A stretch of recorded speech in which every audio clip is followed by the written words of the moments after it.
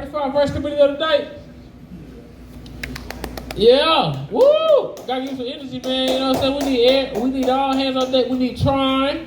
All right, you gonna make some noise. Ray, you gonna make some noise. Josh, you gonna make some noise. Yeah, all right. So let's try it. Make some noise. Coming to the stage, we got a comedian. Y'all supposed to synchronize. Tron, Ray, Josh, okay, Josh, Ray. This your dad, man. You need to make some noise for your dad. This your first time seeing your dad perform? No. Okay, so you know how to do. You still gotta make some noise. Ray gonna make some noise. Tron gonna make some noise. Y'all ready? Yeah. All right, coming to the stage. Y'all put your hands together and make some noise for Big Red. Woo. Y'all full of shit. All right, New Orleans Seafood and Daiquiris. How are 4 of us doing tonight? So I had a real rough couple of days lately. Last month I went to my dermatologist because I had to get a couple skin tags removed off my eyelid, and the dermatologist was like, well, Big Red, you haven't been here in about 12 years. I was like, yeah, because dudes don't go to no damn dermatologist. We got something wrong with it. We take care of it ourselves. And she's like, well, I'm going to, check you from head to toe and give you a full body exam for your skin. She goes, put on this little hospital gown, and I'll come back in. Start off laying down on your stomach. So I'm laying down, I got my ass hanging out, because you know how it is when you go to the fucking hospital, they can give you a gown. It ain't a gown, it's like a backwards ass robe and your ass hang out. So anyway, she starts at the back of my head, works her way down. This bitch went to school for however long a dermatologist, you figure they go through high school, that's 13 years, and then 4 years of college, and then 4 years of medical school, just for her to look at my goddamn butt crack to see if I got any kind of skin irritation up in my butt crack. And then she flips me over and she says, I'm looking at your face. Looks like you got a cyst on your cheek by your nose, and you got a cyst on your elbow. And she's like, we can take care of the 2 skin tags you came for. And while we at it, we can take care of that little bump in your groin area. I was like, Doc, that's my fucking dick. So anyhow, she's like, those cysts, they're a little big. I can't take care of them in the office. I'm gonna have to send you to the surgical dermatologist. You're gonna probably need some stitches. So I did that this week. That other woman I saw about a month ago, it took me another month to get in to see the surgeon. And she says, well, Big Red, I'm looking at it through this little UV light, and I hate to tell you, that's not cyst. She goes, it looks like a cyst, but it's not. I'm looking at the skin through this thing, and I hate to tell you, but I'm about 95% sure you got that nasty C word. And that's something you don't want to hear. You got that nasty C word. So I'm thinking, the fuck, I got a cunt growing on my face and my elbow? She goes, no, it's not a cunt, it's cancer. I'm like, great, now I got cancer.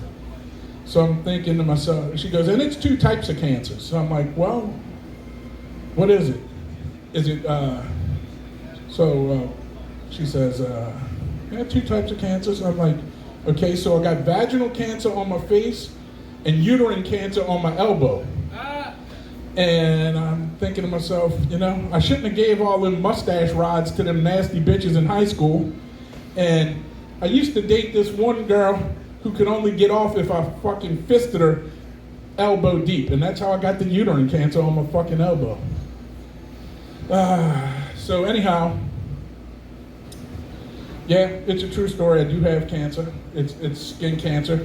Hopefully they can take care of it. They said they just biopsied it last week or earlier this week, and they said we're just going to shave it off like peeling an onion, get rid of layer by layer until we put it under a microscope and we don't see cancer cells.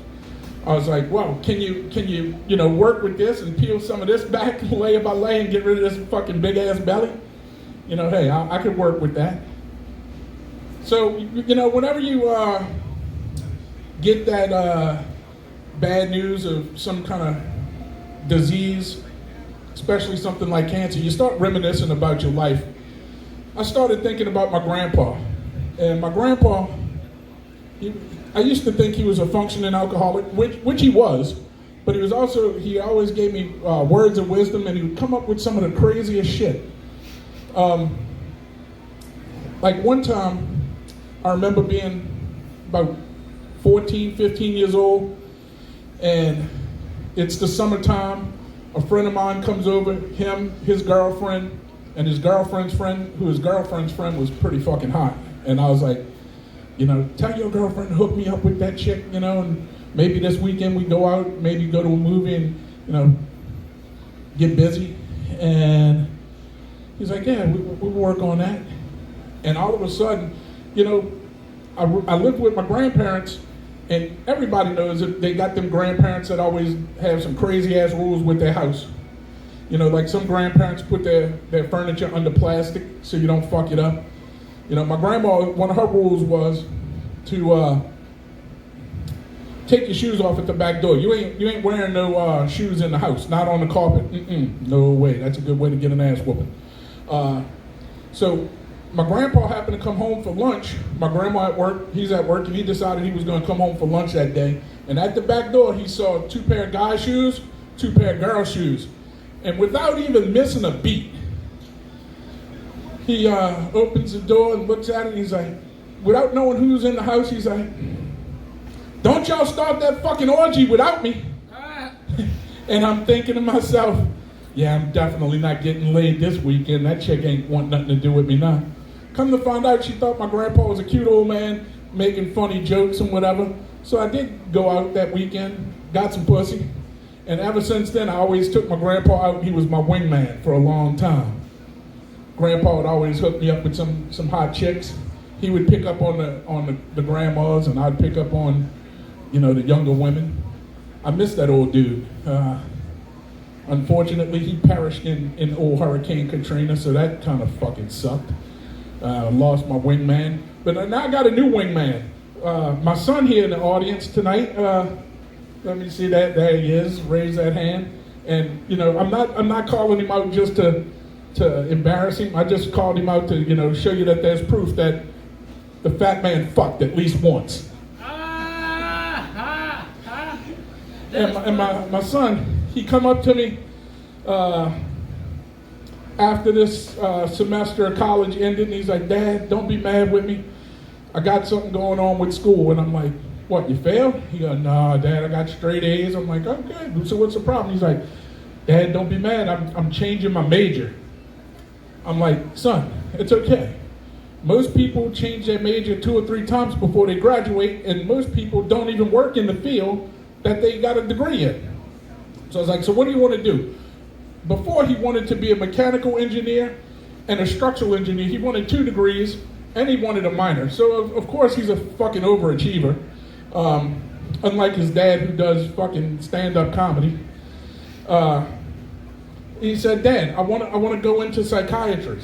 I said, so what can you do with a psychiatry degree? And he pulls out the little pamphlet with the career path that you could take and the different jobs you could do with a psychiatry degree. And it starts off at the top, psychiatrist, and he tells me that's what he wants to do. He wants to be a psychiatrist, not a psychologist. He wants to be a psychiatrist. He wants the MD behind his name. And I tell him, Daddy ain't got no medical school money, so I hope you can get one of them Joe Biden forgiveness loans where you can go get your education and not have to pay for it. So anyway, we going down the list, and then there's psychologists, psychiatrists, then there's counselors, and then at the very bottom, the last thing you see on the list is the rapist. And I'm like, son, you got to go to school to be a rapist? He's like, no, Daddy, that's therapist. I'm like, well, fuck my public school education. And I'm glad he don't want to be the rapist, because if he became a rapist, I would have to go back to school and be a lawyer, because I want to defend my kid. That's a parent's main thing in life, to always try to protect your kid. And I'd become a lawyer. And if I became a lawyer, the only kind of people I would defend are rapists. Because every job I've ever had in my life, I was always good at it. And I figure if I was a lawyer that was defending rapers, I could always get them off, no matter what. I'd just go in that courtroom and say, Your Honor, my client is 100% not guilty. And I can show you exactly how that works. And the judge would, say his little legal bullshit, and I'd be like, look, the only thing my client's guilty of is following directions. Because yes, he did have sexual relations with the woman accusing him of rape, but when it came down to it, all she kept saying was, no, don't stop, no, don't stop, no, don't stop, no, don't stop. So he kept fucking, right? So he followed instructions. That's the only thing he's guilty of, Your Honor. And I would also, like to say that besides, getting the guys off from any rape charges, if I was a lawyer, I mean, think about it. If you really think about it, rape is kind of funny. It's all about perspective. If you could imagine, if you will, Elmer Fudd walking through the forest with his gun. He's going hunting, trying to shoot either Daffy Duck or Bugs Bunny. And all of a sudden, out of the bush, Bugs Bunny jumps up, throws his ass on the ground, and fucking takes that ass. That's pretty fucking funny. And 9 out of 10 people think gang rape is okay. It's just that one person who think it's not okay. And that's the one that has the rape tape over their mouth, and they're like, no, it's not okay. Well, fuck that person. Join the orgy. Anyway, my name is Big Red. That's my time for the night. Thank you, guys.